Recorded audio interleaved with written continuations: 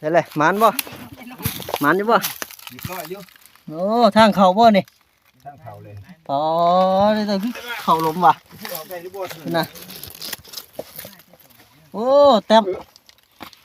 แล้วโอ้เพิ่งได้ตายด้วยน่ะ มึงบ่ออก โอ้ยนี่นะเห็นแต่พวกมินเต็มหนึ่งแล้วนี่บ่ได้ตายอีกโอ้เบิ่งทางออกด้วยมีลูกให้บอกหลานเลย อย่าหมุนนั่นนี่เด้อโอ้ยโอ้บ่ได้ตายยังดินเดวๆอยู่ คนดีเดียว ก้นดินเดวๆด้วยนี่ ยิงดึงนี่ดึงขึ้นนะ โอ้ยดึงยังหมุนเขาได้โอ้ อย่าเฮ็ดเด้อ มีลูกให้บอกหลาน ล้มแต่คนก็ยังเข้าไปได้เนาะโอ้แต้ม ร้อยเขาก็บ่คายคันป้านนี่ แต้มเลย เป็นร้อยเขาก็บ่เอาคันเงิน เดินทางลงเนาะ เรียบร้อยนึง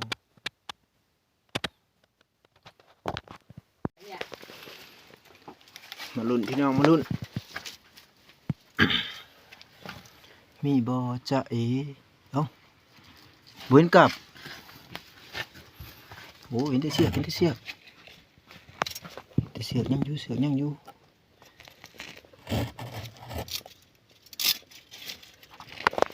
เรียบร้อยอีกแล้วปอดหนูไหวอู้คักเรียบร้อยแล้วเต็มเลยงั้นไปลุ้นหลังต่อไปเลยเนาะว่าสิเป็นจังใดหลังนี่คืดเรียบร้อยอีกแล้วปอดหนูไหวเรียบร้อยเป็นเสียงเครือขึ้นมาเลยเนาะโอ้ดูหนูไหวตัวเถิกเลยห้ามบดโฉดเลยคักหลายสองแต้มเนาะอยู่นี่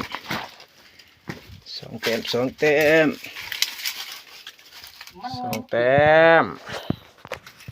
จัด เลิกเนาะตอนนี้กำลังหมุนมาจากถ้ำลึกลับมันเลิกสำใดขุมบ่แล้วนี่ลงไปเอาหนูซิ่งหน่อยขุมบ่ขุมมันคิดว่า เป็นเลยเนาะ ไปจะมาเกือบขาดเมื่อท่านเห็นหนูเขาอยู่ในสายเลยนี่ ยังควบน้ำบ่เนี่ยโอ้ย เขาอยู่ในสายของอุโมงค์เลยนี่ใจอุโมงค์ผมซึกในอะไรเนาะ ซึกซี่เมื่อย ก็ไม่ใช่กลับครั้งนี้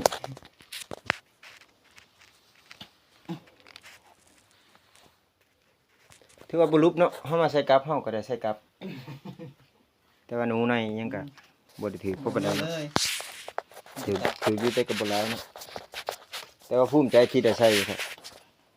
ที่ได้มาอุโมงค์แห่งนี้ครับจะไปสอดออกเส้นทางเป็นมันไปสอดที่นักลึงเนาะชวนไปท่านนี่ที่ไปสอดที่ปุ๊บปั้นบรรณาค่ำเนาะที่โพอยู่บรรณาค่ำทำง่ายแห้งกันย่าง3 ชั่วโมงท่านสอด ทางนี้คือทางลงบ่ 3 มื้อ3 เทื่อเลยเพิ่นนั้นมันคือไปนั่งพักเที่ยงเนาะเห็นแต่อยู่ข้างหน้าแกแดอยู่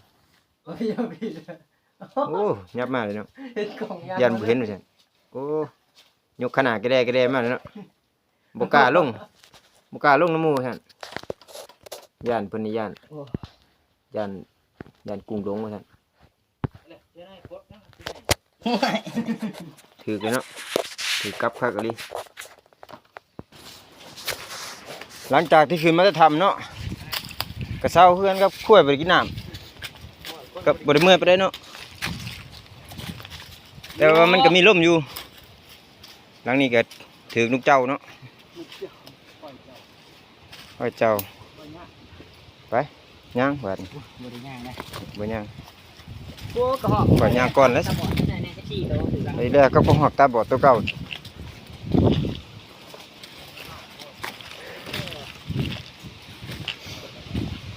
ทางเขาหยุดแววรังที่ไหนใส่ไปเลย นี่เขาก็สิลงหน้าผาเด้อเนาะ โอ้คือมือมึงแหละ มาแลนตัวนี้เด้อใครอยากได้หนา30ยาวประมาณ13-14 เมตรยาวอีหลีรืดมาแลนพุ่นก็แม่นสากลาก แม่ ลงมาลงมา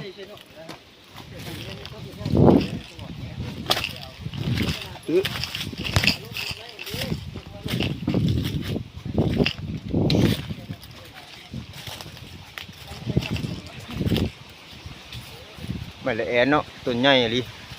หลาย ไปนั่นเรียบร้อยทางหน้าของไปนี่ บ่มีไผมาเอาเนาะแถวนี้หลังนี้ เรียบร้อย มันคือเก่าเนาะกลับเฮาว่าสิใช้เอาหมิ่นเนาะมันเป็นทางหมิ่นลงนี่เนาะทางหมิ่นเป็นปองลงเลยเนาะ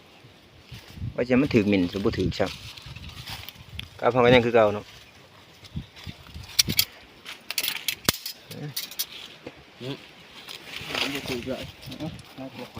กล้าเผยเขายังไม่จักยามเลยเลยฮะ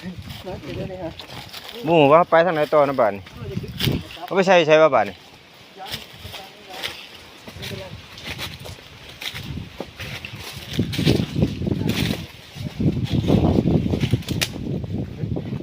คือขึ้นมาหนีป่ะ เขาลงนี่นี่นี่เขาลงนี่ ไม่ใช่ป่ะข่อยไปพุ่นไปแต่บ่ข่อยใส่อยู่บ่วะไปอยู่แต่บ่ได้ใส่นะบ่ได้ใส่บ่ใส่ผู้ไปใส่อยู่บนบ่ได้ไปทันเฮาผู้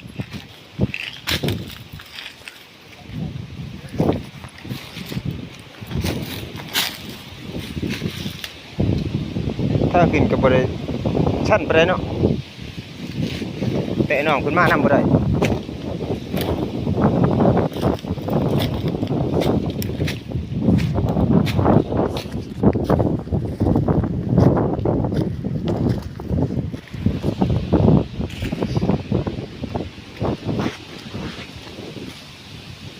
โอ้ยจะสิลงจังเลยเนาะบาดนี้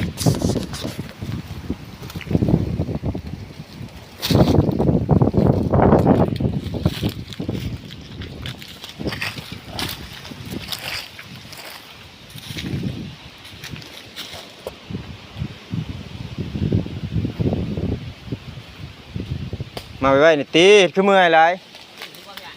เดี๋ยวแต่มาพออยู่นี่คือเก่า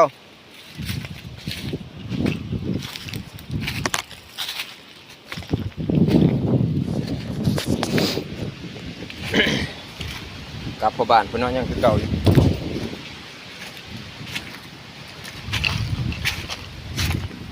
โอ้ยมานั่งเช้าเมื่อยก่อนเนาะพักกินพักหอดครับนี่มื้อได้เช้าไปเลย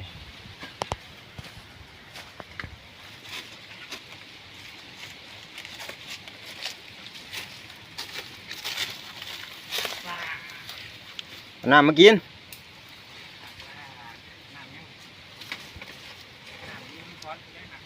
ไม่ละแอนเนาะมีแต่ต้นใหญ่ๆ2ต้นน่ะก็แม่นเด้อ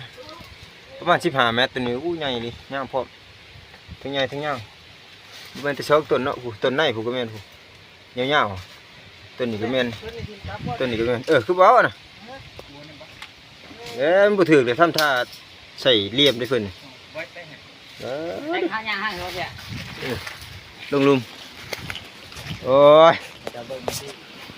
ว่าเป็นยังไง อันนี้มันไม่เปื่อยเนาะผู้ใดต้องการไม่เปื่อยมันบอกมาได้เนาะประมาณ60 คูณ 60นะยาวประมาณ15-16 เมตรยาวดีเหรอมันจะต้นใหญ่ๆเนาะ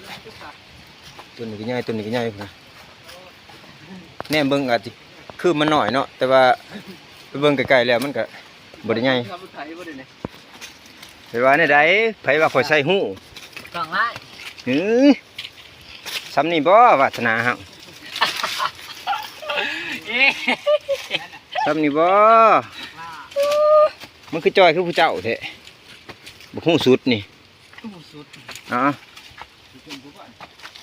เป็นผู้ก็ได้เขาสิไปรัดชนะพาพุ่นข่อยไปรัดขึ้นบ้างหั่นเขาสิไปเอากลับอยู่หั่นเลย